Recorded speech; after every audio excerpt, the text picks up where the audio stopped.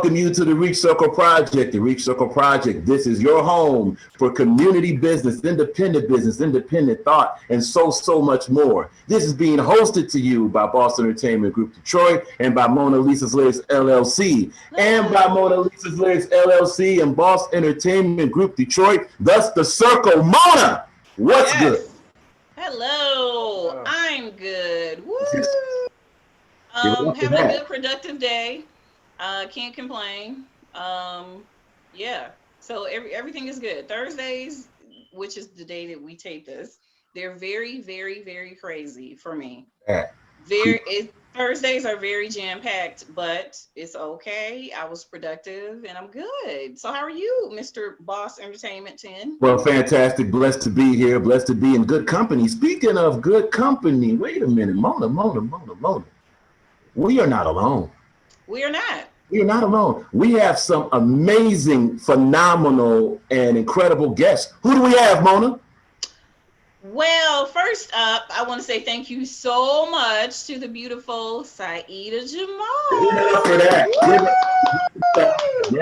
Yes. Saida is going to let us know about the big things that she plans to accomplish in this world and to bring people together. Let's build together and understand each other on another level. So I'm so happy to have the beautiful Saida Jamal on with us. Yes. Thank you for joining us, beautiful. Thank you for having me. Yes, and we also have the multi-talented. What? I cannot say enough about this guy. He supported almost everything I've ever done in my business. He's a great performer. Oh God, he raps like no other. And I was just telling Saida, like, you know, the way he puts words together, I'm like, how did he figure out how to do? So he's very talented and he's a radio host. So thank you so much to Chaos, aka Whisper. We finally got Whisper. What's up? Let's go. Yes. Thank you for joining us today, sir. We appreciate your presence. Thank you. Thanks for having me. No problem. Yeah. So you know what?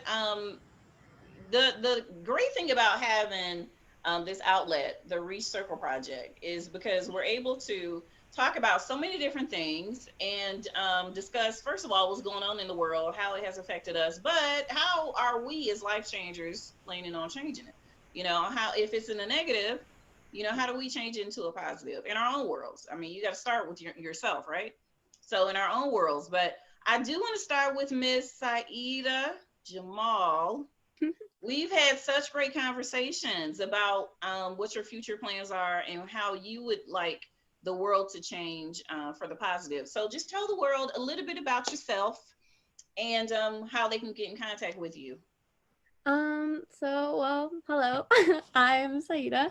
I am a 19-year-old college student and I'm just vibing, you know, like I met Monica through the physical therapy place that I work at. And, so we just had this random conversation one day and I was just like going off like how I usually do. And I was just talking about how I don't really see any representation of Muslim women like me or hijabi women, who are in the entertainment business. And the few that I've seen are like two people, and it was an Olympic fencer, and I can't remember her name, but then there was also this hijabi model, and her name was Halima.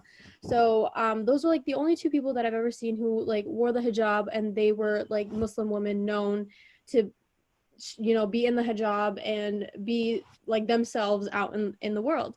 And I was just talking about how I wish we had more people who looked like me and that were in the entertainment business. And it's just kind of sad because I never really see anybody who looks like me. Like, yeah, they can be there are Muslim people, Muslim women, Muslim men and stuff who are in the entertainment field, but they kind of really just hide, you know, the fact that they're Muslim, or like they never like play characters who are Muslim. And it's like, I wish I really saw that in the entertainment field, but I just never do. So I was just talking about how I wish I could see more people who look like me and others like me, also other Muslim people, because all of us aren't just like one color, size, race, or Right. anything like that. Like there are so many people who are Muslim who look so different from each other. So it's like, I just want to, get the negative thoughts on my religion and people who look like me out of the way, and just having one conversation with somebody who is like me, who is Muslim,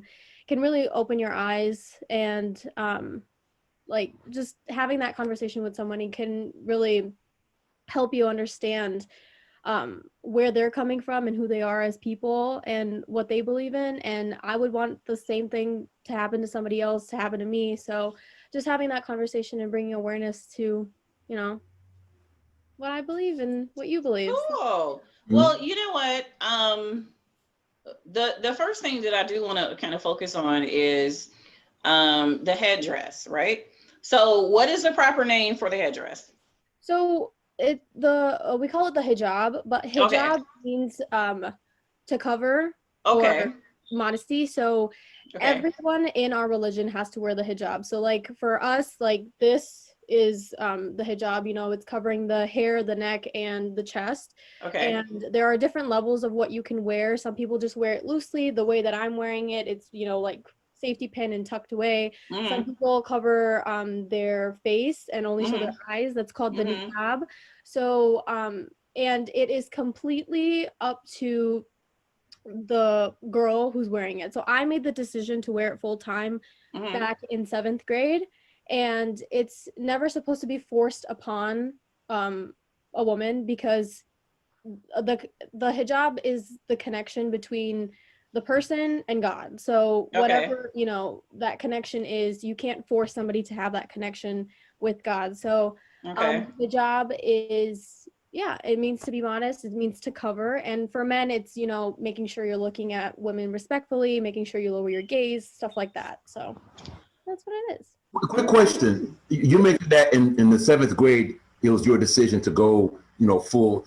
What led you to that decision? What for your personal decision for that? So I had this incident happen, and growing up, I used to, wear it on and off. Like I would just wear it some days and then not wear it other days. So back in 6th grade, I had moved from Hamtramck to Warren. So that's where I currently live now. And I had started middle school, started a completely new school, and I really didn't know anybody. 7th grade, I started, making some more friends, but then an incident happened where one of my classmates, it was lunchtime, and one of my classmates was like talking to another classmate, and he was whispering something, and they were like, why would you say that? And they were looking at me. I'm like, what happened? And so he tells me, he was like, when you first moved here, I thought you were a terrorist because of your headdress. And I had worn it on and off. So I was just like, wow, like just because of a assumption, like just because I covered my hair and my neck, you just automatically assumed that I was something that I was not. Right. So I was just like really heartbroken by the fact that somebody who doesn't even know who I am, just because they like saw me wearing something that's just covering my hair, and they just automatically assumed that. And I was like, wow. And obviously I like cried. I didn't want to talk to anyone. And it was just a really eye-opening thing. And I was only 11 years old at the time. So I was like, wow, what, so, and the school that I went to was predominantly white. So I grew up in Hamtramck, and I was surrounded by Black and brown kids who looked like me, who like we all had mutual understanding. And it was just very cultural where I grew up in Hamtramck. But then when I moved over here, like I just felt out of place. There wasn't anybody who looked like mostly like me. So when that had happened, I was like, you know what? I think it's time for me to finally wear my hijab full time, because if you're gonna think something of me that I'm completely not, I'm gonna prove to you that I am a follower of Islam. I'm Muslim. Our religion teaches peace and loving and understanding, and that's what I want to put out into the world. And if you think that me covering my hair and wearing the hijab is me being that something that I am completely not, then I'm gonna just change your thought process around. So ever since then, I started wearing it full time. That's very admirable. That's very courageous. And it's interesting that you know, each group has that stereotype placed upon them just based off of, you know, what they wear. Like we can't name a group. If we sit here now and think of every single, if we were just to break it down in the so-called race and culture, each group, depending on what they wear, is given an undue stereotype, you know? And it's, but in the point is, it's so unfortunate that groups know that stereotypes in with their internal group, but they don't extend the same courtesy to other groups. You know, it's the most weird thing out there, you know, especially, you know, you mentioned Warren, and we're very familiar with Warren. We do a lot, actually both our companies, Mona Lisa's Lyrics and Boston Entertainment Group, we do a lot of business in Warren, and especially that area. And one thing we notice is, yes, it is predominant Caucasian population.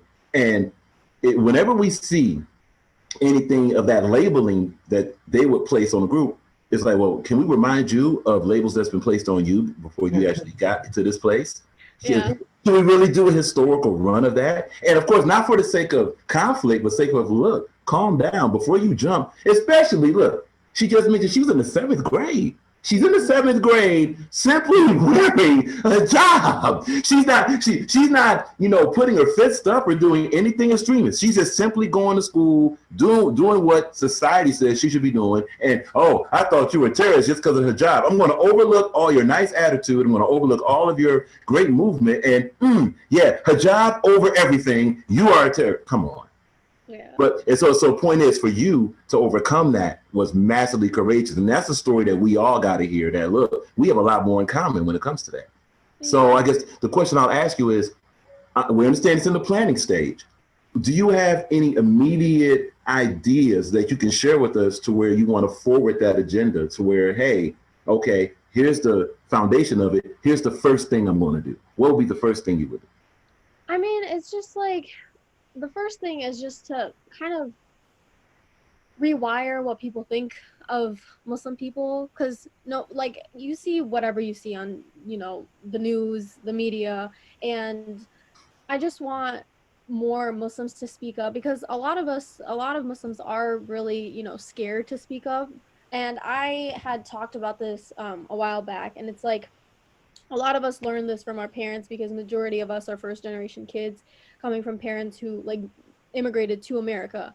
And when they first immigrated, they did everything that was told to them. Like, they wanted to fit in. They didn't want to, you know, go out of line or out of bounds. Right. So I feel like growing up, we saw our parents do that, and we're like, okay, so this is the way that we have to go.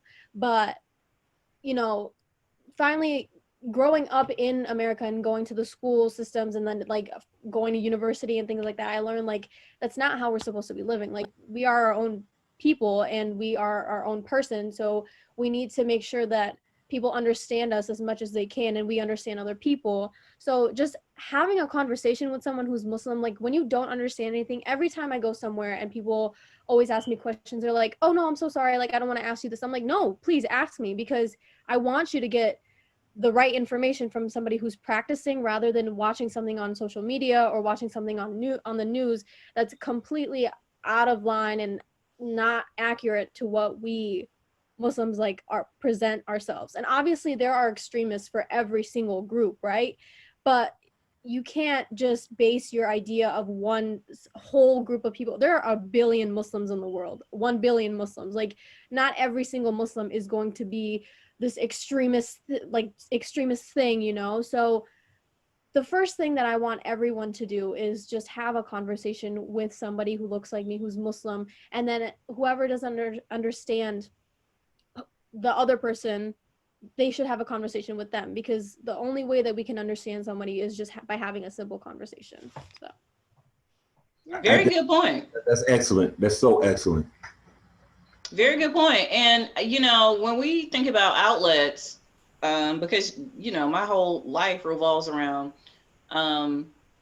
you know, getting people together and building understanding and building businesses and building connections. That's what, you know, Mona Lisa's Lyrics does. That's what the foundation of you know, my full service entertainment company is. We create quality events for worthy causes. So when Boss Entertainment Group is saying, so what do you think you're going to be doing, you know, as far as like what your agenda is, what do you want to start off, you know, doing? And when you and I talked, Saida, I was like, oh, you should whatever you don't see in the world currently, whatever you don't see in the world happening in a positive way, whatever you need to see in the world, but you don't see in the world, you're going to have to create it from the ground up. So that was my advice to you. And I know what I'm saying because basically everything Mona Lisa's Lyrics has done from 2006 when I started this business, I have done from the ground up and connected with people who were like-minded. Therefore, Boss Entertainment Group, he's been my band leader, my tech guy. At one time we were business partners doing events together, trying to get this person to do, let's do this, let's do that. And now we're, like fellow investors now, his ideas and my ideas and what we want to do, along with the 20 to 30 small businesses that we work with. So that would be like the best thing, I think, if you're saying, well, I don't see this in the world, I don't see that. Whether it's starting your own podcast, there are a million of them, right? But not like yours would be. Right. Just like there's no other podcast like we are doing, because we are who we are, and we're doing it in the way that we, curtail it to be. But having your own podcast, having your own YouTube channel to express different things. And let me just say, before we move on to our next guest who is patiently waiting, let me just say, I 100% would love to, lend my services to you and in you starting the path of change. That's what we're here for. And, I tell people that once they start working with us, they have a whole network of people that they work with. It's not just Mona Lisa's Lyrics. It's not just Boss Entertainment Group. It's a ton of people that have the same mindset that we want to build communities in a positive way. So when you're ready, let me know and we'll get started on your mission. Okay. Thank you. That'll be a fantastic event. Like the wheels are already turning over here, and there's so many things. I already know what she's gonna do, because I already, in other words, I want Saida to think that she's coming up with all these ideas by herself, but really I have a whole lot of Mona, you got the cheat code, Mona? You got the cheat code? The cheat code. I want her to have the confidence that it's her coming up with the idea. Actually, no, let's bring it to the forefront. So Saida, when we say that we're gonna do something, we execute. Like it's a full plan, it's a full promotion plan, it's an execution plan, it's broadcast, it's a full professional event. This is not just lip service. Like any idea. See, Saida, we're gonna be Saida. Walk with me, talk with me, Saida. Hold on.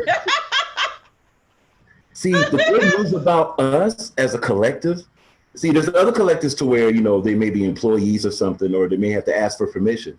Saida.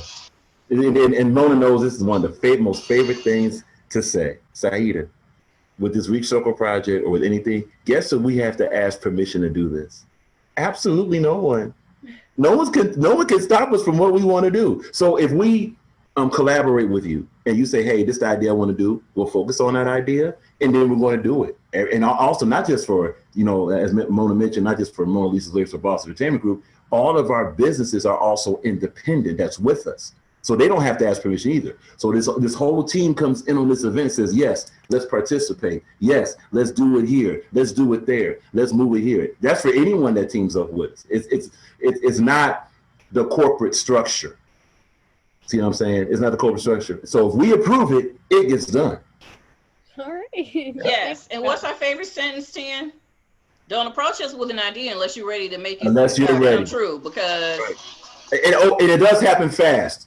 So just to put that in, like case in point, as we speak now, we already have events for this month, next month, and March already going. Then we also have, our podcasts already have a schedule on them. We already got a distribution schedule. So we're already rolling. So usually what we'll say is, okay, if you have your idea and you're sure, my first question we usually ask is, are you sure? You say you're sure, We turn the faucets on. Okay, good. You're sure? Hey, you're going to advertise here. You're going to be on this interview. You're going to be talking to this person, that person. You're going to be with this individual doing that thing and all this stuff, all for the sake of the event. Then the event, hey, the event's going to happen here. The stage will be here. The microphone's there. Cameras there. Photos there. All of that. Meet and greets. All of that for that event. That's the reason why we're saying, hey, be sure you're ready, because the second we go, it's like, hey, it went from this didn't exist in the month of January, just using this hypothetically, this didn't exist, let's say January. So all of a sudden in March, it's a full event with coverage. That's how fast it goes. So I'll keep that in mind. Thanks, guys. Oh, no problem, no problem. And plus we definitely see the worthiness of the cause being more than just a selfish one. It's going to help a whole group, as you mentioned so well. It's going to help representation of those that are not heard. And that's a big thing we're about. We're about the unheard voice. So, especially one as positive as that one. Yes. So such an honor to have you on here. And I look forward to working with you. And I was telling them, Tin, that our award ceremony for our Mompreneur of the Year and the Executive King of the Year, those two projects are in March. Yeah. So I hope both of them will be able to attend. Because that, not only is it a good celebration for, saying thank you to the hardworking moms and dads out there that own businesses, but it's also an awesome networking event. You get to actually meet the people, and especially the media outlets that we're connected to are going to be there streaming live. So, yeah. So when he says like we have everything in place that you need to launch, we do. Literally. All right. So I think we've given Saida a hard time about, come on, let's start now. So we're going to go to our second guest who's been patiently waiting, Mr. Whisper. What's up, baby? What's up? What's going on, Whisper? What up, though? Yeah. So what is happening in your world, Mr. Multi-Talented? A lot. Right. Like getting everything like chiseled out for real. Everybody's familiar with I'm sorry, I'm low. But the whole Whisper Music brand. Yep. Okay. Everything I've been building on since about 2011 for real. I went and got my paperwork for this and been grinding with this ever since. So Whisper Music was like, hey, this is gonna be the label, we're gonna do this. And then it went to Whisper Music Group. So it was a powerhouse with a whole bunch of artists at a point in time. And then I was like, hey, you know what? I need to refine this a little bit. Where we recording at? We need to record at Whisper Music Studio. So put all this together. All right. Trying to get merch for the public back out. I always have my hands in different pots. Like I grew up a hustler, so my school wanted to suspend me from school because I was selling candy. They kept telling me to stop. That was a great hustle, though, wasn't it? That was a great hustle in school. Great hustle. I ain't gotta give it to you. So I always been a hustler. So and I've been doing music for a long time. So I've been rapping for a while. I was selling CDs in high school. Okay. It was just, and it started from there. So I got my niche when I went to Northland, and now I'll be posted right by Jeepers, and I'll be $2 CDs, and that's how I started getting my name out, and that's what got me comfortable with getting my music out. So even though it was probably horrible quality compared to what I can do now, because back then I didn't know how to engineer, so I ain't put out no music. I've been learning how to audio engineer. So now I'm good at that. I can mix the crap out of song. So I've been working on just fine tuning and things that really wasn't there. Like I can make the music, I can write the song, but it's more to it than that. Like once you get done with the song, then what? You gotta package it. You gotta put it together. You gotta put it out there. You need the distribution. You there's more to it.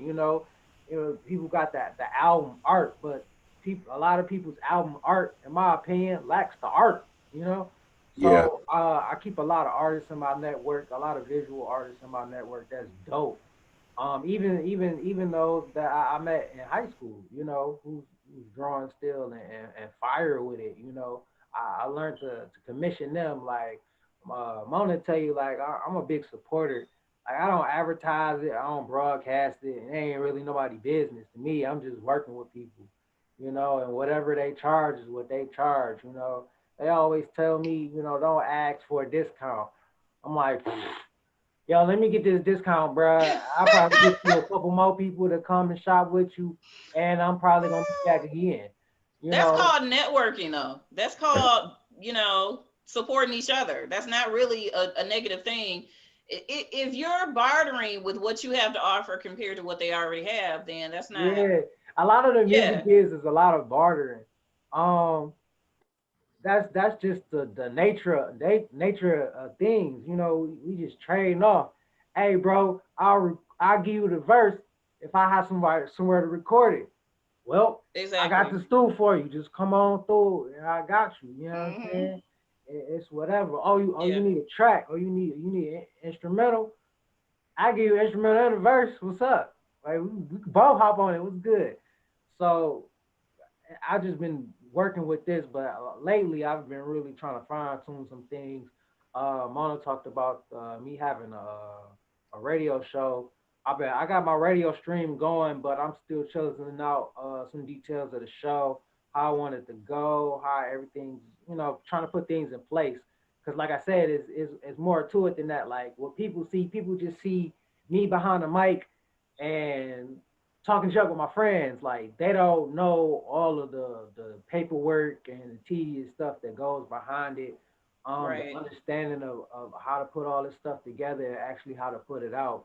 So like I like to teach artists like when they put together their songs, they projects, you know, some simple as graphic design. It's simple graphic design for me, but it's a lot for them. You know, maybe they don't have the skills. I'd like to provide, you know, plug people together. I am a network.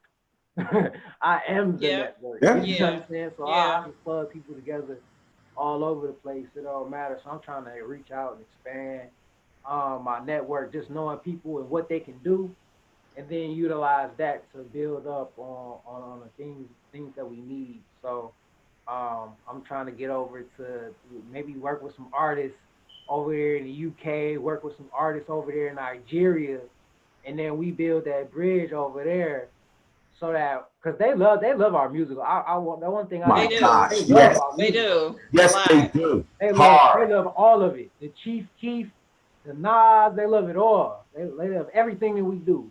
They eat it up. They love it. And it's like when they because Saida was talking about it earlier when she was talking about that mainstream media, and we know that's a cancer. Because all that's all it is. It's just a big cancer. That's why the underground is so lively, and that's why the underground ain't never went away because the underground has always been authentic. Like you come down Right. here and we treat you like family. Like you can go up there and deal with them crazy people up there you want to. All thing they gonna do is talk down, talk back. No, come get this love. You know what I'm saying? Because we about that love and that culture down here. So I grew up with the hip hop. You know, that's all it is love and teaching and understanding. So it's like how could you not? You know, so when me hustling and being a plug is like I got to hear, but it's still a lot I need to do. But I'm, Well, I'm just I'm just in my pace, man. I ain't about to rush it. yeah. That's Well, you know what though? But you're very, very talented. Very, very talented. And there is a place in our world for the benefits of mainstream media. I mean, I don't knock it completely because if mainstream media wasn't out there and available for us to see, a lot of the good projects that celebrities are doing, right, and providing opportunities for people who aren't mainstream, we wouldn't know about them. So Social media mainstream kind of has a changed. place. It does have a place, but it's not absolutely necessary for you to be in mainstream for you to make it and to achieve your own goals, right? So you can be a millionaire and your song may never have been played on mainstream radio. You could be a Yes, millionaire. You could be touring. You could be doing, you could be in Canada. You could be in, yes. And I love nobody, it. like people are like, who are you? But you got millions in the I bank. love it. Yeah. I'm not big on Yeah. like being in somebody's face. Like, it don't matter to me. Like some people want fame. That's cool. Like I'm already popular, more popular than what I think I am. My phone does not stop ever, right? And it can be annoying, it can be draining, and it's like, dog, you trying to be like Drake? Nah, bro, I'm good. I like that. I'm good. Ain't nobody gotta know me, man. I ain't gotta be that popular, bro. I'm cool. I can just sit over here and Actually, that's chill. But I'm more into the community though. So it's like it's so many people around me that need something, you know. Like they need something. Like they need income, they need skills, they need this, they need that. Like they need stuff, you know. I'm going across 8 Mile, they don't need nothing. But everybody on this side do. All right, hold on, some gotta give Yeah. it, bro. We gotta balance some things out. So Yeah. I'm more so in the community anyway. So Mhm. I'm not Well, really. let me ask you, do you okay, I know with COVID, like COVID has killed a whole lot of ideas and events and movements, right? Because we can't physically meet together. And if you're not savvy with the virtual thing, then like your company is kind of like dead in the water in a lot of ways during COVID. But you know, when you talk about you performing or you have a new project out or something like that, I'm always all in. Like, where are you performing? What time? Performance has Because been like I try to go if I can find them. You know what? Let me tell you. Say the name of that club that I can never find, Whisper. But you keep on having stuff at this club, and I'm like, why you keep inviting me? I still to this day don't know where that club is. I you don't talking about. know where it You is. must be What's talking the name about of that NEP. club? You must be talking about NEP. Oh, I can't find it. Well, I speak can't that up. find it. What's the name of that club again? The club NEP. Oh, NEP. MEB? Yeah, NEP. Yeah, NEP. with with Pac-Man's dad. If I just Yes. yeah, I Pac-Man. cannot find. You know, we worked with Pac-Man in the past. Do you Right, know that, Mario? We Yeah. worked with Pac-Man. He was like one of our main bands we were right. working with. And he kept telling me about his dad, and his dad has his club. I'm like, oh, I gotta come Yes. check it out. But I'm allergic to smoke, right? So I'm like, oh, I can't do it then. I can't do it. Yeah. But for you, hold it. For you, 2 times I have gotten lost trying to find that club for you, trying to see you perform. And I'm like, don't you ever invite me to this club again. I can't find Yo, you know what? it. That was a crazy thing because that started off as a ritual, right? So what happened was when I first started like really getting comfortable, like, you know, I was like, all right, well maybe it's time for me to get some features at these spots. Mm-hmm. And Soul True had booked me for a feature at 1917 because she was hosting at the time. But by the time Okay. I had the feature there, she wasn't hosting no more. Thomas was hosting. Okay. So I've been ended up doing like a birthday show every year since. I But know. 1917 had closed. So then when 1917 closed, G Smooth had me do one down there, and I've been booked down there every year ever since. So I did like 4 or 5 of them down there. Well, you know what? I appreciate you. I appreciate the invite. I give all I the love I can appreciate from you my just house because I'm for like, don't you ever ask me to come back to this club. But you know what's good about this though? What's so good about this is first of all, you know, Whisper said it very well that he comes from hustling. But see, the hustle Yeah. he's talking about is, you know face what? to face. Well, you know what? When usually when the word hustle get out here to people that don't know, hustle is a layered lifestyle. You got different Yes. hustles happening in the streets. You got Very those that involved. right. You got those that street hustle to stay in the streets. You got those that street hustle to kind of be halfway between the streets. You got those Right. that hustle Yeah. in the streets to get out of the streets. Then you got those Right. that trying to play the streets against each other. The type of hustle he comes from, and this is something known at the back of my Business hustle. right. He comes from a community hustle within the Yeah. streets. Bootstrap. Right. I should say Right. bootstrapping because that's what they call it. I had to Right. learn that. I had Right. to learn Right. all these terms. That was the thing. Like they got all this stuff locked up in this jargon, and they don't want to teach us. Right. They don't want to teach us Detroit, Highland Park, Camtramck kids nothing. They want to keep it all to themselves. They want to keep all of that jargon, and it's the language that's important. Yeah, that's Jargon to true. me That's because You know true. what? that's how they confuse everything. That is true. You know what? Just to piggyback off that, we both know why they want to, because whatever they keep from us, what are they going to do? They're going to twist it into a negative. So they'll take a word like hustler and say, well, you know, watch them. They're a hustler. They're going to do this. That's not at all. That's not the only definition. But those that don't know, they'll hear it and then they'll think, oh wait, let me be. And watch this. There's also the progression after the conditioning. So It's the they'll say this. progression, yeah. Wait, so they'll say this. Be sure you don't hustle. Be sure you get back in line to do what? Work for us. How can we trap you away from the trap that'll free you to confine you? And the golfer point he said about underground. See, bro, now you talking to the choir. Let me tell you something. Mono won't knock mainstream. Oh, but we will. Oh, yes, we will. Lord, and here's why we'll knock. Here we go. Here we go. Oh, yes. Oh, yes. Oh, yes. Been waiting for this. And look, okay, so to defend the point, mainstream, the main problem with mainstream is when you feed the snake, it becomes a dragon, honestly. When you feed the snake, it becomes a dragon. It becomes too dependent. It becomes a drug. So that becomes the standard. When you are free from that standard, yes, you can participate if you choose to, if you are in a position to. That's the trick. Yeah. Independent to be in a position to negotiate properly with mainstream. If you're dependent on mainstream, you're a slave. There's no in between. You're a slave. You have to dance to their jargon. You have to dance to their order. But if you're independent, when look, no matter what, mainstream's going to call. We know that already. But when mainstream calls and you're independent and you have your leverage together, kind of like we do, Mona. Right. Now, you can probably put mainstream in its proper order, which is honestly beneath us. Let's not get it twisted. Mainstream is beneath us. We don't really even require them anymore. We don't. Can I just give an example?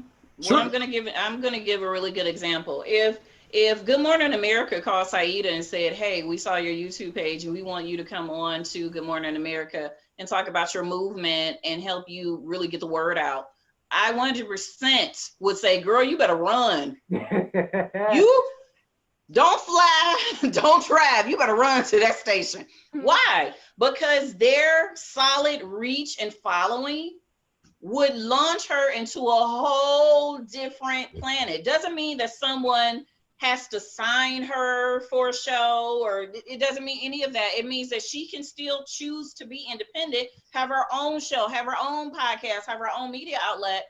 But what I'm saying is mainstream has a place. Sure. They have a place in the grand scheme of things.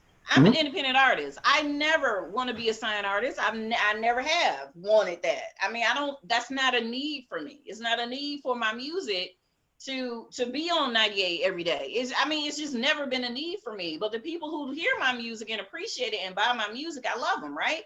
But when I personally want to go and tour in Europe, guess who's going to be setting that tour up? I am. Okay, so I got the freedom. You see, so y'all feel what I'm saying? I can perform on Channel 2.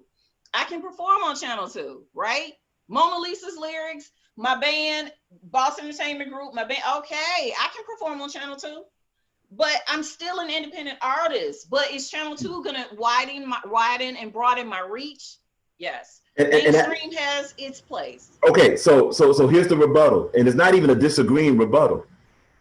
So for Saida, and that's an excellent point. Honestly, all jokes aside, it's an excellent point to bring up Saida, because here's the difference. Mainstream does have its point, and I want to repeat, mainstream has its point underneath us, not above us, not being a standard. It's underneath us. Now, here's the difference. Let's use Saida, because actually we can use both of them because they're both kind of in a similar position, although Whisper has independent too. So yeah. Right, because Whisper has this thing going, right? And Saida's about to. So this is great. Here's the difference. Saida is about to have her thing going. That's the key. What most people do with mainstream is they approach they're begging mainstream to help them get their thing going. Exactly. Saida is about to have her thing going. My man Whisper, he got many things going. So now, to use your Good Morning America, this is where the power of independence and underground really takes hold. If Good Morning America approaches, and that's another key, right? Saida did not approach Good Morning America.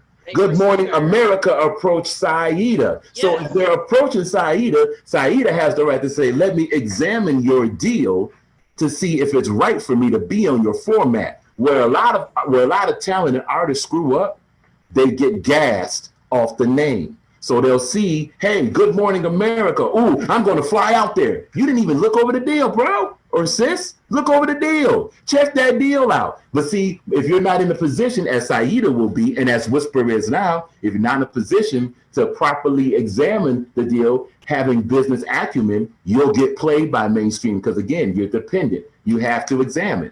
And that's what independent business can do. Mona, we're actually talking to the choir here because that's what we do. How many offers have we gotten from all these mainstream companies that are talking complete, utter trash? But see, because we have our own thing going. 100%, yes.